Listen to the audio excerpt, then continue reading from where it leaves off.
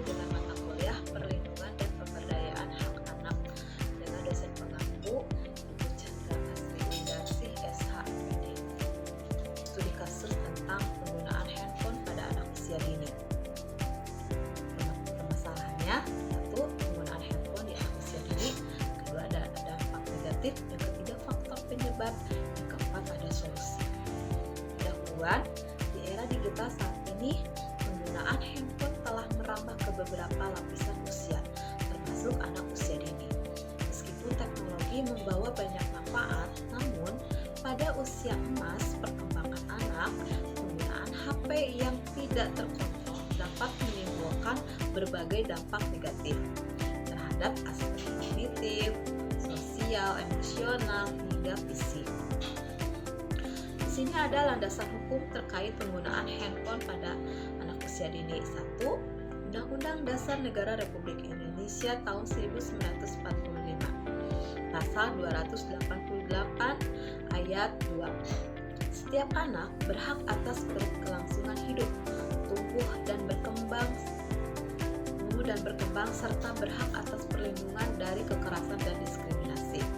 Relevansinya, penggunaan handphone yang tidak terkendali dapat mengganggu hak anak untuk tumbuh dan berkembang secara optimal.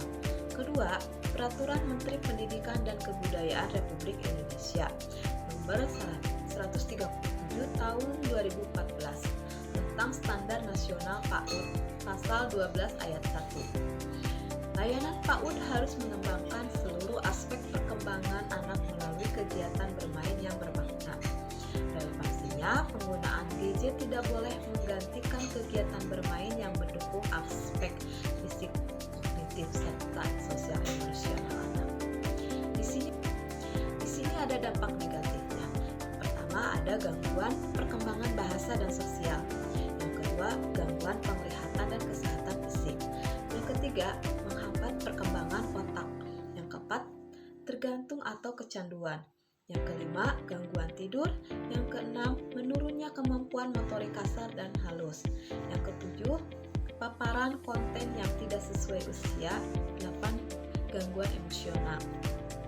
Adapun faktor penyebab dan penunjangnya, yaitu kurangnya pengawasan dari orang tua, keteladanan orang tua yang kurang positif, kurangnya aktivitas alternatif, kurangnya pemahaman orang tua terhadap dampak digital, lingkungan sosial yang mendukung penggunaan HP, serta akses mudah ke perangkat dan internet. Adapun solusi dan sarannya, 1. Batasi penggunaan handphone maksimal 1 jam per hari untuk anak usia dini. 2. Perbanyak aktivitas bermain langsung, eksplorasi alam dan interaksi sosial nyata. 3. Gunakan aplikasi edukatif yang sesuai usia dan dampingi anak saat menggunakan. Yang keempat, jadwalkan waktu bebas gadget setiap hari, terutama sebelum tidur.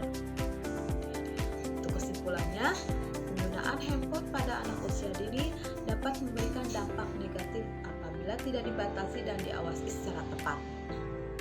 Studi kasus ini menunjukkan bahwa anak yang terlalu sering menggunakan handphone cenderung mengalami keterlambatan dalam perkembangan bahasa, gangguan interaksi sosial, kesulitan mengelola emosi, serta menurunnya minat terhadap aktivitas fisik dan eksplorasi nyata.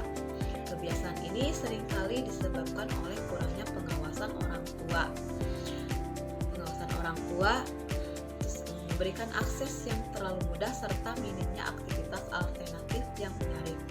Oleh karena itu, diperlukan peran aktif seorang orang tua dan pendidik untuk menerapkan batasan penggunaan, memberikan pendampingan saat anak menggunakan perangkat, serta menciptakan lingkungan bermain yang sehat, aktif, dan edukatif sebagai pengganti waktu yang berlebihan.